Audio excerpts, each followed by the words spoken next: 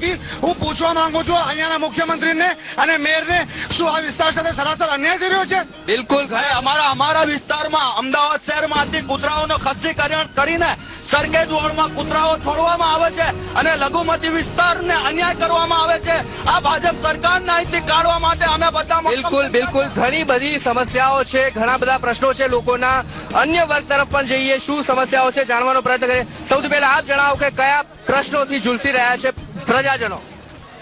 અમારા વિસ્તારમાં મ્યુનિસિપલ કોર્પોરેશનમાં વારંવાર રજૂઆત કરવા છતાં પણ ફતેવાડી, સરખેજ, મકરબા વગેરે વિસ્તારમાં કોઈ પણ વિકાસનું કામ કરવામાં આવતું નથી। જ્યારે પણ ફતેવાડી વિસ્તારના વિકાસના કામની વાત કરીએ ત્યારે ટીપી નથી તેમ બાનું કાઢીને કોઈ વિકાસનું કામ કરવામાં આવતું નથી। ફતેવાડી વિસ્તારમાં ડ્રેનેજ નથી, રોડ નથી, લાઇટ નથી, દયનીય પરિસ્થિતિમાં પ્રજા જીવી રહી છે। બિલકુલ હું મક્તમપુરમાં સરપંચ હતો ત્યારે અમે રોડ, રસ્તા, લાઇટ, પાણી બધી સુવિધા આપી હતી। અમે મ્યુનિસિપલ કોર્પોરેશનમાં કમિશનર સાહેબને કહ્યું કે અમને આ તમે ટેક્સ ઉઘરાવો છો એ ટેક્સ ના ઉઘરાવો અને અમે એ પૈસાથી અમે આ સુવિધા ઉભી કરી શકીએ છીએ। બિલકુલ ઘણા બધા પ્રશ્નો છે, સ્થાનિક પ્રશ્નોની વાત કરી છે। અહીંયા જે પાયાની સુવિધાના પ્રશ્નો જે છે એ ખરેખર સૌથી વધુ વિકટ છે। વાત કરીશું જ્યાં સુધી વાત છે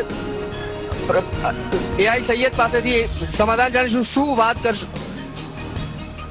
દરેક ભારતના નાગરિક તરીકે પોતાના કોન્સ્ટિટ્યુશનલ ભારતીય બંધારણમાં આપેલા મૂળભૂત હક્કો પ્રત્યે જાગૃત થાય અને જાગૃત થઈને પોતે માંગણીઓ કરે કે ભાઈ અમારો હક્કો છે, અમને આપો, તો કદાચ આનો સમાધાન થઈ શકશે।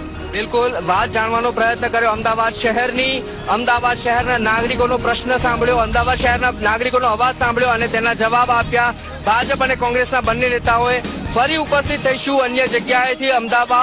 અમદાવાદનો આજે આ કાર્યક્રમ હતો, અન્ય સ્થળેથી ઉપસ્થિત થઈશું ચૂંટણીનો ચોરો લઈને। ત્યાં સુધી રજા આપશો, જોતા રહો ટીવી લાઈવ।